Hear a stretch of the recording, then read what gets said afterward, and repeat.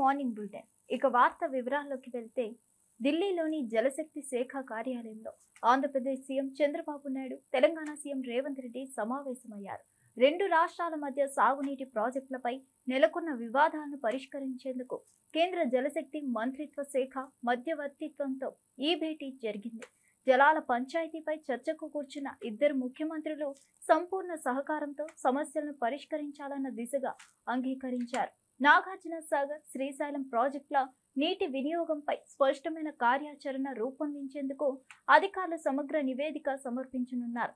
రాష్ట్రాల మధ్య సహకారంతో నీటి విభజన జరగాలన్నదే లక్ష్యమని చంద్రబాబు పేర్కొనగా, సామరస్య పద్ధతిలో ముందుకు సాగుదామని రేవంత్ రెడ్డి అభిప్రాయం.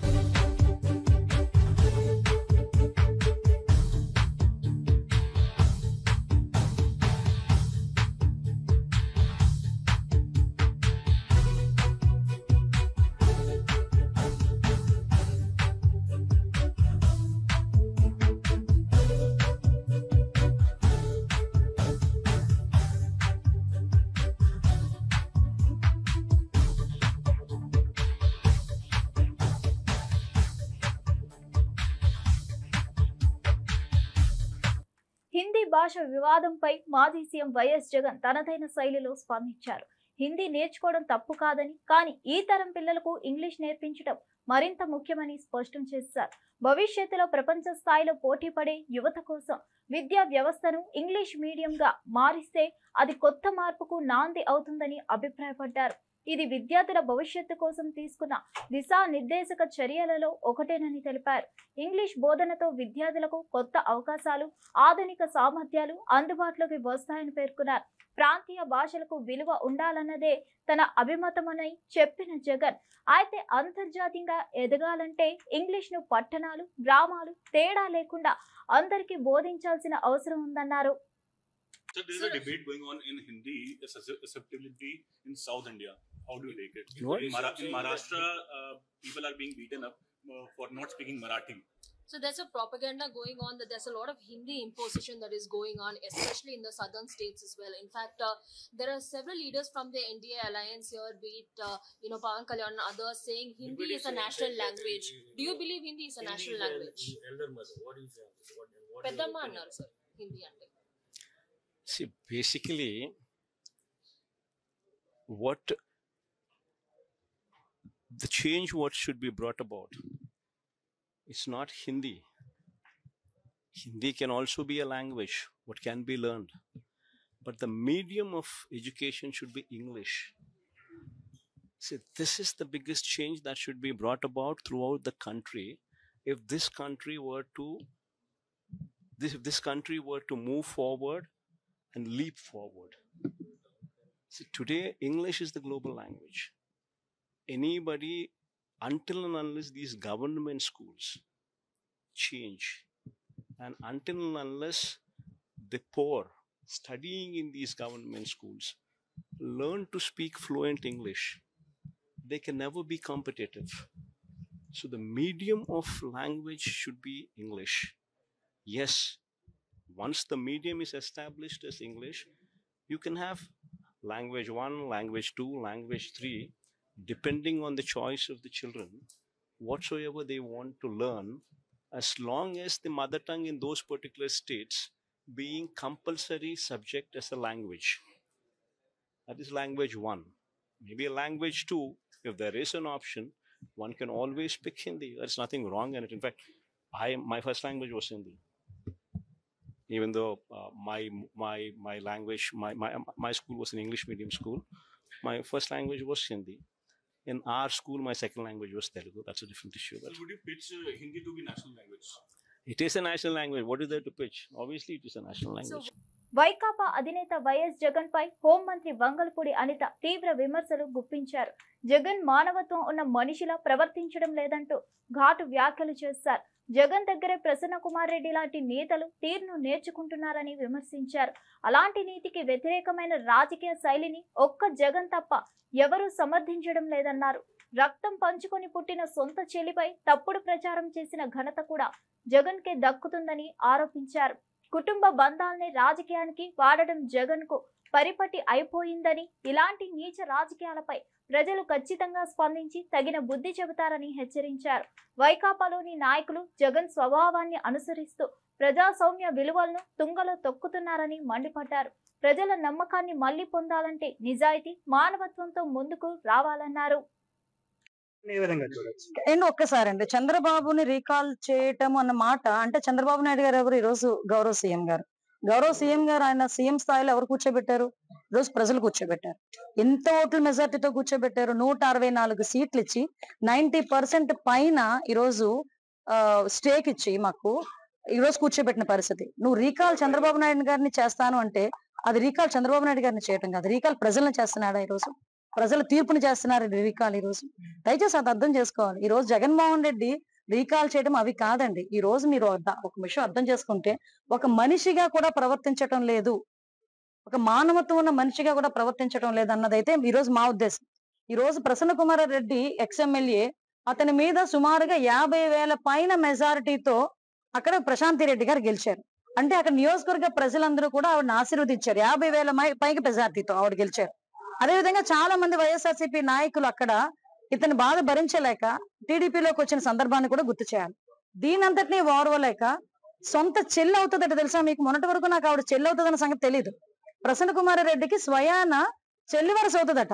అంటే చెల్లి వరుస అయ్యే ఆ మహిళ మీద, దట్టు ఒక ఎమ్మెల్యే మీద నోటికొచ్చినట్టు వరస్ట్గా మాట్లాడి అతని మాటల్ని న్యాయస్థానాలు సైతం తప్పుబట్టే పరిస్థితుల్లో ఉంటుంటే, కనీసం ఈ రోజుకి నువ్వు చేసింది తప్పు అని జగన్మోహన్ రెడ్డి నోట్లోంచి గాని ప్రసన్న కుమార్ నోట్లోంచి గాని ఒక పశ్చాత్తాపడి ఒక మాట రాలేదంటే ముందు దాని సంగతి చూసుకోమనండి. నేనేమంటానంటే ముందు ఇంట గెలిచి రచ్చగెలాలి అంటారు. నువ్వు ఇంట్లో నీ తల్లికి చెల్లికి కూడా ఇలాంటి ట్రీట్మెంట్ ఇచ్చి రోడ్డు మీద పడేసావు. తల్లికి ఇచ్చే గౌరవం ఇవ్వలేదు, చెల్లికి ఇచ్చే గౌరవం ఇవ్వలేదు. అంటే ఇప్పుడు ఎక్కడో ప్రసన్న కుమార్ రెడ్డి ఎక్కడో నేర్చుకోలేదండి. ప్రసన్న కుమార్ రెడ్డి ఓవరాల్ గా నేర్చుకున్నదంతా జగన్మోహన్ రెడ్డి దగ్గరే. జగన్మోహన్ రెడ్డి కూడా తన సొంత చెల్లెలు కట్టుకున్న చీర గురించి మాట్లాడతాడు. సొంత చెల్లెలు తాలూకా పుట్టుక గురించి ఎవరైనా మాట్లాడితే ఎకిల్ నవ్వులు నవ్వుతాడు. కాబట్టి ఈ రోజు అతని తాలూకా ఎమ్మెల్యేలు, ఎక్స్ ఎమ్మెల్యేలు బయటకు వచ్చి మహిళలని కూడా చూడకుండా మహిళల మీద ఇష్టానుసారంగా మాట్లాడే పరిస్థితి ఈ రోజు కనిపిస్తా ఉంది. ఈ రోజు నేనేమంటానంటే ముందు మహిళల్ని గౌరవించడం నేర్చుకో, తర్వాత రాజకీయం చేయి. నీకు మహిళను గౌరవించడమే చేత కాదు, మహిళను ఎందుకన్నా. కర్నూలు రేంజ్ డీఐజీ కోయ ప్రవీణ్ గండికోటలో హత్యకు గురైన విద్యార్థిని వైష్ణవి ఘటనా స్థలాన్ని పరిశీలించారు. ఈ కేసులో ప్రియుడు లోకేష్ కు ఎలాంటి పాత్ర లేదని ఆయన స్పష్టం చేశారు. బాలికపై ఎటువంటి అత్యాచార చర్యలు చోటు చేసుకోలేదని డీఐజీ వివరించారు. తాజాగా కీలక ఆధారాలు తమకు లభించాయని వెల్లడించిన ఆయన కేసు దర్యాప్తు వేగంగా కొనసాగుతుందని తెలిపారు. ఈ రోజు రాత్రి 9 గంటల లోపు కేసును ఛేదించి పూర్తి వివరాలను జిల్లా డీఎస్పీ, డీఎస్సీ బయటపెడతారని చెప్పారు. తాను సీఎం ప్రోగ్రాం నిమిత్తం నంద్యాల వెళ్తున్నానని తెలిపారు. వైద్య పరీక్షల నివేదికలతో పాటు టెక్నికల్ ఆధారాలు కూడా దర్యాప్తులో కీలకంగా నిలుస్తున్నాయని సమాచారం. ప్రజల్లో వస్తున్న ఊహాగానాలకు ముగింపు పలికేలా దర్యాప్తు జరుపుతున్నాయని డీఐజీ వివరించారు. ప్రైవేట్ లాడ్జ్ లో 2 గంటలు ఇద్దరు గడిపారు. గడిపిన తర్వాత గండికోట గుమ్మం దగ్గరలో 10:40 విడిచిపెట్టి ఆయన ఆ ప్రియుడు వెళ్ళిపోవడం జరిగింది. తర్వాత 11 గంటల సమీపంలో ఈ రంగనాయక స్వామి మందిరంలో ఆమె బ్యాగ్ వేసుకుని నడుచుకుంటూ ఉంటాం అనేది మనకి తెలిసింది. తర్వాత ఏం జరిగింది అనేది తెలియదు. నిన్న ప్రొద్దుట ఆమె శవం మనకి ఇక్కడ ఈ రంగనాథ స్వామి ఆలయం వెనక భాగంలో ఆమె శవం పడి ఉండటం, ఆమె ఏమంటారు టాప్ పైన వేసుకున్న వస్త్రాలు ఒలిచి వేసి ఉండటం అన్నీ చూసాం. చాలా దిగ్భ్రాంతి కలిగించింది. ఆమె హత్య చేయట్లో ఆమె యొక్క ప్రియుడు పాత్ర అనేది ఏమాత్రం లేదు. అది మనం రూల్ అవుట్ చేసాం. ఎవరు చేశారనే దాని మీద అయితే మనం ఖచ్చితమైన క్లూస్ అయితే మనకి ఈ రోజు ఉదయం లభించడం జరిగింది. ఉదయం కూడా కాదు, మేము ఇక్కడికి వచ్చే సమయంలోనే మాకు లభించాయి. ఆమె పైన ఎటువంటి లైంగిక దాడి అయితే జరగలేదు. ఆమె అయితే శవమై పడి ఉన్నారు. పైన వస్త్రాలు తొలగించున్నాయి. ఏమిటనేది మనం ఒక క్లూ అయితే దొరికింది. నిన్నటి నుంచి అనుమానం ఉండింది. వాళ్ళు మనకు ఈ రోజు పొద్దున్న ఉదయం 11-12 టైం ఎంత, ఈ రోజు అయితే ఉదయం అరౌండ్ సుమారు 12 గంటల సమయంలో కీలకమైన ఆధారాలు మనకు లభించాయి. మేడిగడ్డ బ్యారేజ్ విషయంలో నిజాలు తెలుసుకోవాలంటే దమ్ముంటే చర్చకు రా రేవంత్ రెడ్డి అంటూ బీఆర్ఎస్ నేత కేటీఆర్ ఘాటు వ్యాఖ్యలు చేశారు. చర్చకు పిలిచి పారిపోయిన పిరికి సన్నాసి రేవంత్ రెడ్డి రాజకీయాలను తక్కువ స్థాయికి తీసుకెళ్తున్నాడని ధ్వజమెత్తారు. అంబేద్కర్ గారు రాజ్యాంగం రాసినప్పుడు రేవంత్ లాంటి దొంగలు పదవుల్లోకి వస్తారని ఊహించి ఉంటే రీకాల్ వ్యవస్థను కూడా రాజ్యాంగంలో తీసుకువచ్చేవారని ఎద్దేవా చేశారు. ఇప్పుడంతా ప్రజలకు హామీలు ఇచ్చి వాటిని అమలు చేయాలంటే నన్ను కోసుకు తింటారా అంటూ భాష తడిపెట్టే స్థాయికి దిగజారాడని విమర్శించారు. రాజకీయాల్లో తిట్లు వినడం తమకు ఇష్టం లేదని, కానీ రేవంత్ కు ఆయన భాషలోనే సమాధానం ఇవ్వాల్సి వస్తుందన్నారు. కుక్క కాటుకు చెప్పు దెబ్బ అన్నట్లు రేవంత్ మాటలకు తాము తిట్లతోనే సమాధానం చెప్పాల్సిన పరిస్థితి వచ్చిందని కేటీఆర్ వ్యాఖ్యానించారు. మేడిగడ్డపై తెరిచిన ఈ మాటల యుద్ధం ఇప్పుడు తెలంగాణ రాజకీయాల్లో తీవ్ర ఉత్కంఠను రేపుతుంది. అసలు ఒక మాటలు చెప్పాలంటే ఆ కాంగ్రెస్ అభయహస్తం అనే మేనిఫెస్టో ఏదైతే ఉందో అది ఈ శతాబ్దపు అతిపెద్ద మోసం. అది ఈ శతాబ్దంలోనే అతిపెద్ద మోసం ఏదైనా ఉందంటే కాంగ్రెస్ అభయహస్తం అనే మేనిఫెస్టో. ఒక్క వర్గం కాదు, అందరినీ మోసం చేసింది. ఖార్గే సాబ్ వచ్చి చేవెళ్ళలో అయిపోయింది. 10 లక్షలు వాళ్ళు ఇస్తే 12 లక్షలు మేము ఇస్తాం. దళితులకు 18% వాటా ఇస్తాం ప్రభుత్వ కాంట్రాక్ట్లలో. ఇచ్చిర్రా? పెంచుతామన్నారు, పెన్షన్లు పెంచినరా? ఇంకెన్ని చెప్పినా ఒకటి కాదు, ఇన్నునే ఎంతో ఇంత పెద్ద లిస్ట్ ఉందని. నేను ఫస్ట్ మహేష్ని కోరేది ఏంటంటే ఫస్ట్ మనోళ్ళకి నేర్పిను అలా మేనిఫెస్టోలా ఎస్సీ ఎస్టీ డిక్లరేషన్లా దళితులకు ఇచ్చిన మాటలు ఏంది? ఉత్త దళిత బందే కాదు. ఎంత లంగలంటే ఏది పడుతుందో చెప్పుకుంటా వేరు, నోటికి ఎంత వస్తా అంత. శ్రీధర్ బాబు అంటే ఆయన రాసిండు మేనిఫెస్టో, చైర్మన్ ఆయన దాన్ని. నేను అసెంబ్లీలో ఆయన లేచినప్పుడల్లా అడుగుతా, ఏమైనా నువ్వే కదా చైర్మన్, నువ్వు ఇలా బాగా నడుపుతున్నావు. ఇస్తామండి అంటాడు. ఇస్తామండి అంటే నువ్వే చెప్పినావు కదా 100 రోజులు ఇస్తా అని. 100 రోజుల్లో ఇస్తా, 6 అయినా ఇటు సూర్యుడు అటు పొడిచినా డైలాగులు కొట్టింటే ఏం కాదు. అందుకే అడుగుతున్నాం. 100 రోజుల్లో చేయలేదు కాబట్టి 600 రోజులు అయింది కాబట్టి అడుగుతున్నాం బరాబర్. అంటే వాళ్ళకు ఉక్రోషం వస్తా. ఇక ముఖ్యమంత్రి ఏమని అడిగి మీరు చూస్తాను ఆయన మాటలు.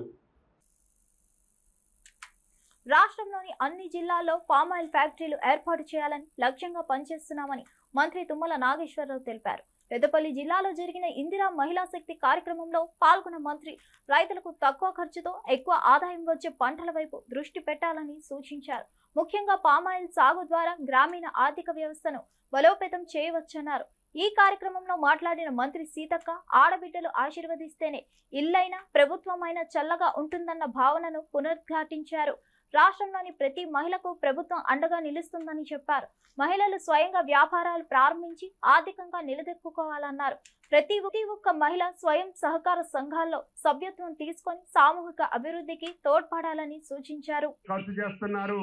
మా ఆడబిడ్డకి ఇస్తే ఆ కుటుంబాన్ని సంరక్షించుకుంటది, ఆ బిడ్డల్ని చదివించుకుంటది, ఆనాడే తెలంగాణ ఆనందంగా సంతోషంగా ఉంటుంది అని చెప్పి అన్ని ప్రాజెక్టులు కూడా ఈ రోజు మహిళలు కట్టగడుతున్నాం. ఇప్పుడు వేసేటటువంటి పంటల కంటే ఎక్కువ ఆదాయం వచ్చేటటువంటి పంటలు మనం ఎంచుకోవాలి.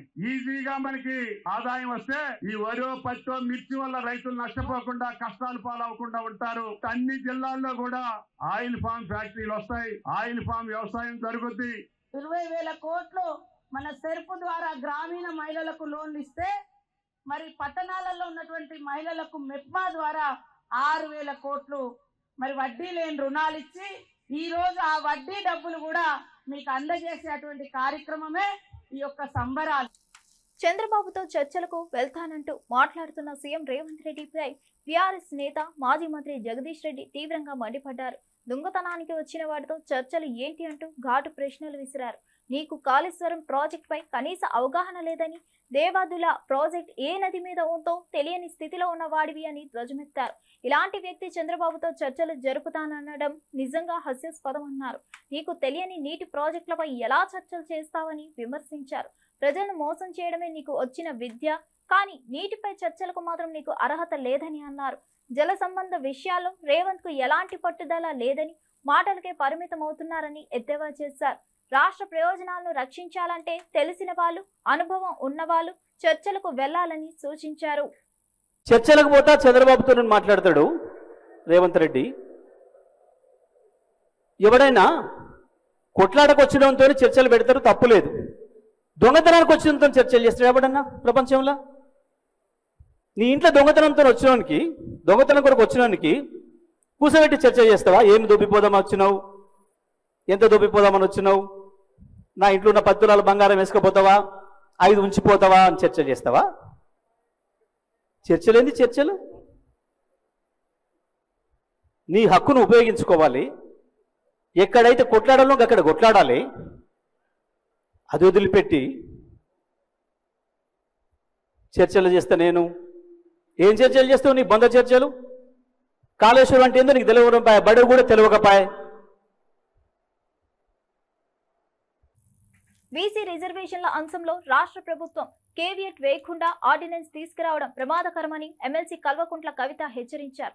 హైదరాబాద్ బంజారాహిల్స్ లో తన నివాసంలో యూపీఎఫ్ నేతలు 72 బీసీ కులాల ప్రతినిధులతో సమావేశమైన కవిత ఈ విషయంపై న్యాయ నిపుణులతో చర్చించి నిర్ణయం తీసుకుంటామన్నారు.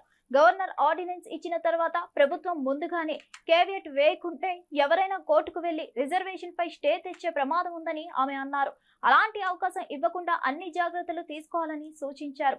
బీసీ రిజర్వేషన్లను 42% పెంచడం ఎంత ముఖ్యమో రాజకీయ పదవులు దక్కని కులాలకు సబ్ కోటా ద్వారా అవకాశాలు కల్పించడం అంతే కీలకమన్నారు. సర్పంచ్లు, ఎంపీపీలు, జెడ్పీటీసీలు, మున్సిపల్ చైర్మన్లుగా తక్కువ అవకాశాలు దక్కుతున్న వర్గాల కోసం సబ్ కేటగరైజేషన్ తప్పనిసరి అని వివరించారు. రాష్ట్ర ప్రభుత్వానికి ఈ విషయంలో పూర్తి అధికారం ఉందని గుర్తు చేశారు. వైసీపీ నేత అంబటి రాంబాబు కేబుల్ ఆపరేటర్లపై చేసిన వ్యాఖ్యలపై ఆంధ్రప్రదేశ్ ఫైబర్ నెట్ సంఘం తీవ్ర ఆగ్రహం వ్యక్తం చేశారు. అధికారంలో ఉన్న 5 ఏళ్ల కాలంలో కొన్ని టీవీ ఛానళ్లను నిషేధించిన ఘనత వైసీపీ ప్రభుత్వానిదేనని గుర్తు చేశారు. తమ ఛానల్ కు ఏర్పడిన సమస్యను పరిష్కరించుకోలేకపోతే కేబుల్ ఆపరేటర్లను బాధ్యులుగా చూపడం అనైతికరమన్నారు. ఆపరేటర్లపై ఆరోపణలు చేయడం ద్వారా రాజకీయ ప్రయోజనాలు పొందాలని చూస్తున్నారని ఆగ్రహం వ్యక్తం చేశారు. ప్రత్యక్షంగా మద్దతు లేని ప్రజాధనం మార్గంగా వాడుకునే ప్రయత్నాన్ని వారు ఖండించారు. తమ సేవలను వ్యాపార పరంగా నిబంధనల ప్రకారం నిర్వహిస్తున్నామన్నారు. రాజకీయ పగల నేపథ్యంలో ఆపరేటర్లను లక్ష్యంగా చేసుకోవడం సరైనది కాదని హెచ్చరించారు. శ్రీ అంబటి రాంబాబు గారు ఒక వీడియో వివిధ గ్రూపులు హల్చల్ చేస్తుంటే మా కేబుల్ ఇండస్ట్రీకి సంబంధించి వారి యొక్క వీడియోలో పేర్కొన్న విషయాలన్నింటినీ కూడా ఖండిస్తూ ఈ ప్రెస్ మీట్ ఏర్పాటు చేయడం జరిగింది. వారి పార్టీ యొక్క ఒక ఛానల్ యొక్క సమస్య మీద కేబుల్ ఆపరేటర్లని అడగండి, లేదా వాళ్ళకి కట్టే నెలసరి రుసుము నిలుపుదల చేయండి, మీకు వీలైన మార్గాల్లోకి వెళ్ళి ఆ ఛానల్ పొందడానికి కేబుల్ ఆపరేటర్ వ్యవస్థ అవకాశాలను కానీ లేదా కేబుల్ ఆపరేటర్లని నిర్మూలించేలాగా చేయండి అని చెప్పి వారి పిలుపు ఉన్నట్టుగా మేము భావిస్తూ ఉన్నాం. గండికోటలో ఇంటర్ విద్యార్థినిగా ఉన్న తమ కుమార్తె మృతిపై అనుమానాలు వ్యక్తం చేస్తూ ఆమె తల్లిదండ్రులు కన్నీరు మున్నీరవుతున్నారు. మా పాప ఎలా చనిపోయింది, ఒంటిపై డ్రెస్ ఎందుకు లేదు, అత్యాచారం జరగలేదంటున్నారు. కానీ శరీరంపై గాయాలేంటి అంటూ తల్లిదండ్రులు మౌన విగ్రహం చేస్తారు. ఒక అన్న అయినా చెల్లిని ఇంత దారుణంగా చంపుతారని ప్రశ్నించారు. వారి మాటలో ఆవేదన, దేవుడు ఉన్నాడు, నిజాలు ఎప్పటికైనా వెలుగులోకి వస్తాయని నమ్ముతున్నారు. మేమే మా పిల్లలు తీసుకెళ్లి చంపేసామంటూ వస్తున్న ఆరోపణలు మమ్మల్ని మానసికంగా భంగమంటున్నాయని కేసును సరిగా దర్యాప్తు చేయాలని, అవసరమైతే ముఖ్యమంత్రి చంద్రబాబు నాయుడు వరకు వెళ్లి న్యాయం కోరతామని తల్లిదండ్రులు చేశారు. మరి ఆ పాప ఎలా చనిపోయిందన్నా మాకు తెలియాలి కదా. అదే ఒంటి మీద గాయాలు ఎందుకు వచ్చాయి? రేపు జరగలేదు, మేము కూడా ఒప్పుకుంటాము. మరి గాయాలు ఎట్టు వచ్చాయి పిల్ల మీద? ఆ గాయాల కల కారణాలు చెప్పండి. మరి డ్రెస్ లేకుండా లగ్నంగా ఎట్లా పడింది? ఒక మీకు అందరూ తోడుగుట్టిన వాళ్ళు లేరా? మీకు తోడుగుట్టిన వాళ్ళు తల్లిదండ్రులు అమ్మగారు లేరా? మీరు కోపం చేసుకోరా చెల్లెళ్ళ మీద? ఏదన్నా చిన్న మిస్టేక్ మీ చెల్లెళ్ళు చేస్తే ఇంత దారుణంగా బట్టలు తీసి మరీ చంపుతారా? చెప్పండి. మేము అలాగే చేసుకుంటాము, మా ఇళ్ళలో ఇట్లా పద్ధతి ఉంది కాబట్టి మీరు కూడా అట్నే చేసినామని మాట్లాడతారా? మాట్లాడండి. కానీ దేవుడు అనేవాడు ఒకడు ఉంటాడు, నిజ నిజాలు తెలుస్తాయి. నా కూతురు ఎంత దుర్మార్గం, ఎంత దయనీయ పరిస్థితుల్లో చూసుకున్నామో మాకు తెలుసు. అలాంటి పరిస్థితే మేమే మాటలు పడుతున్నాం, మేమే మా పిల్లని చంపుకున్నాం అంటున్నాం. మా పిల్లను మేము ఎక్కడో గండికోటకు తీసుకుపోయి 10 మంది నగ్నంగా అంత చెప్పుకోవాల్సిన అవసరం లేదు, ఇంట్లోనే చేసుకునే వాళ్ళం. మేము మా పాపను పోగొట్టుకొని మేము తిరిగి మేము ఒక సిఐ ఒక ఎస్ఐని ఎంతముడి పెట్టుకొని తెల్లవార్డులు ఉండి గండికోటలో మొత్తం అన్ని చూసి వాళ్ళ వెనకమండి సీసీ ఫుటేజ్లు మొత్తం A to Z అన్ని చూసుకొని తెలుగు రాష్ట్రాల నీటి అంశాలపై ఏపీ తెలంగాణ ముఖ్యమంత్రులు స్నేహపూర్వక వాతావరణంలో చర్చలు జరిపారు. రిజర్వాయర్ల నుంచి కాలువల్లోకి నీరు విడుదల చేసే చోట్ల టెలిమెట్రీల ఏర్పాటుకు అంగీకారం కుదిరింది. శ్రీశైలం ప్రాజెక్టు మరామతులు, రక్షణ చర్యలపై చర్చించి ప్రాజెక్టును కాపాడుకోవాలని నిర్ణయించారు. కృష్ణా బోర్డు అమరావతిలో, గోదావరి బోర్డు హైదరాబాద్ లో ఉండేలా నిర్ణయం తీసుకున్నారు. కృష్ణా గోదావరి జిల్లాలు బనకచెర్లపై కమిటీ ఏర్పాటు చేయాలని సోమవారంలోపు నిర్ణయించారని ఏపీ మంత్రి నిమ్మల రామానాయుడు పేర్కొన్నారు.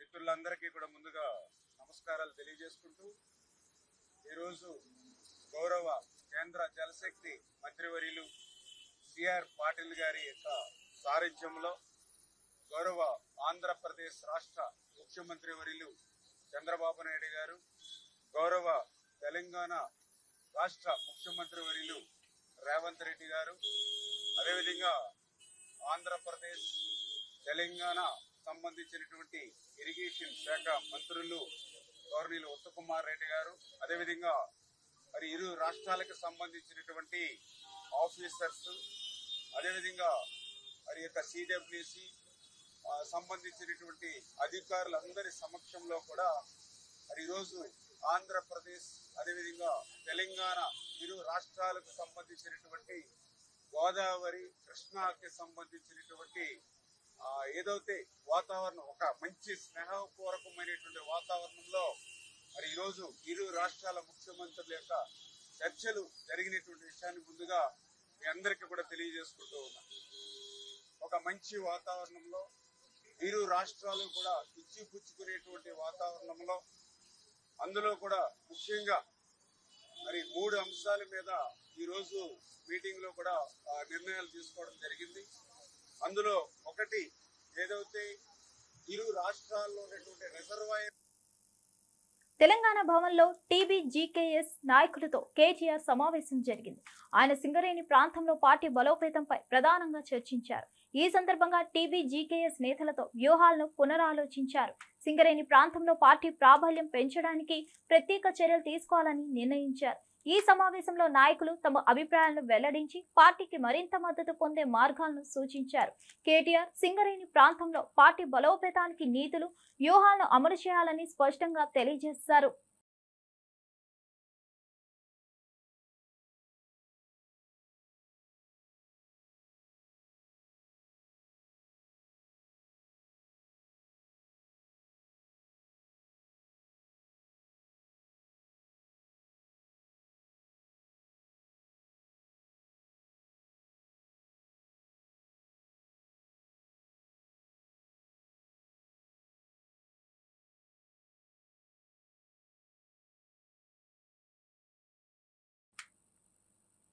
హైదరాబాద్ క్రికెట్ ను భ్రష్టు పట్టించిన రాజకీయ నాయకులు హెచ్సీఏపై టీసీఏ నేతల తీవ్ర ఆరోపణలు. తెలంగాణ క్రికెట్ అసోసియేషన్ అధ్యక్షుడు ఎండల లక్ష్మీనారాయణ హైదరాబాద్ క్రికెట్ అసోసియేషన్ పై తీవ్ర ఆరోపణలు గుప్పించారు. గత 5 ఏళ్లుగా కేసీఆర్ కుటుంబం, ముఖ్యంగా కేటీఆర్, కవిత, హరీష్ రావు వ్యవహారాల్లో నేరుగా జోక్యం చేసుకున్నారని, అధికారాన్ని అడ్డం పెట్టుకుని నిధులను దుర్వినియోగం చేశారని పేర్కొన్నారు.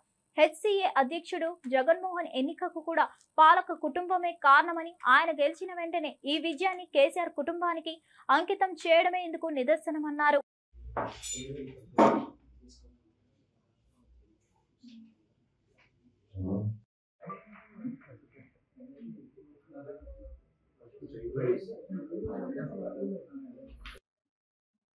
రాజకీయంగా అధికారంలో ఉన్నటువంటి కుటుంబం కేసీఆర్